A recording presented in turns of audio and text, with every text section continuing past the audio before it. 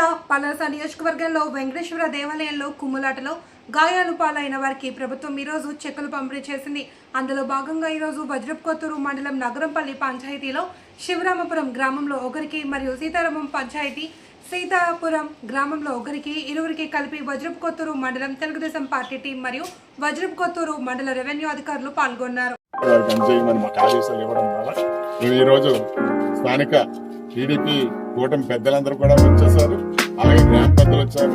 అలాగే అధికారులు కూడా వచ్చి ఏం లేదు, మొన్న 1వ తేదీన జరిగినటువంటి దురదృష్టకర సంఘటన కాశీబుగ్గ చిన్న తిరుపతి గుడిలో దురదృష్టవశాత్తు 9 మంది మరణించారు. ఆ దేవుని దర్శనం చేసుకోవడానికి వచ్చి తర్వాత చాలామంది గాయాలయ్యాయి.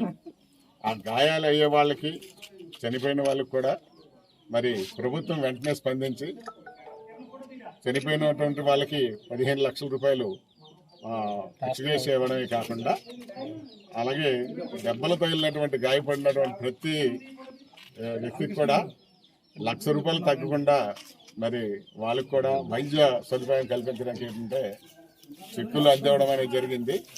దాన్ని మన స్థానిక శాసనసభ్యులు శ్రీమతి గౌతు సిరిసమ్మ గారు మరి భక్తులు పట్ల స్పందించి తీవ్ర ఆవేదనకు గురయ్యి నారా చంద్రబాబు నాయుడు గారికి తెలియజేసిన వెంటనే వారు మరి ఉప ముఖ్యమంత్రి పవన్ కళ్యాణ్ గారు అలాగే నారా లోకేష్ గారు అందరూ కూడా స్పందించి స్థానిక మంత్రివర్యులు అచ్చెన్నాయుడు గారు అలాగే మన రామ్మోహన్ నాయుడు గారు కూడా స్పందించి వెంటనే ఇక్కడికి రావడము మరి బాధితులతో కలవడము ఎవరైతే గాయపడినటువంటి వాళ్ళు ఉన్నారో ఆ హాస్పిటల్లోకి వెళ్ళి వాళ్ళకి వైద్య సదుపాయాలు కల్పించమని ఆదేశించడం వెంటనే 24 గంటలు గడవకుండానే చెక్కులు అనేవి విడుదల చేసి బాధితులకు ఇవ్వడం అనేది జరిగింది.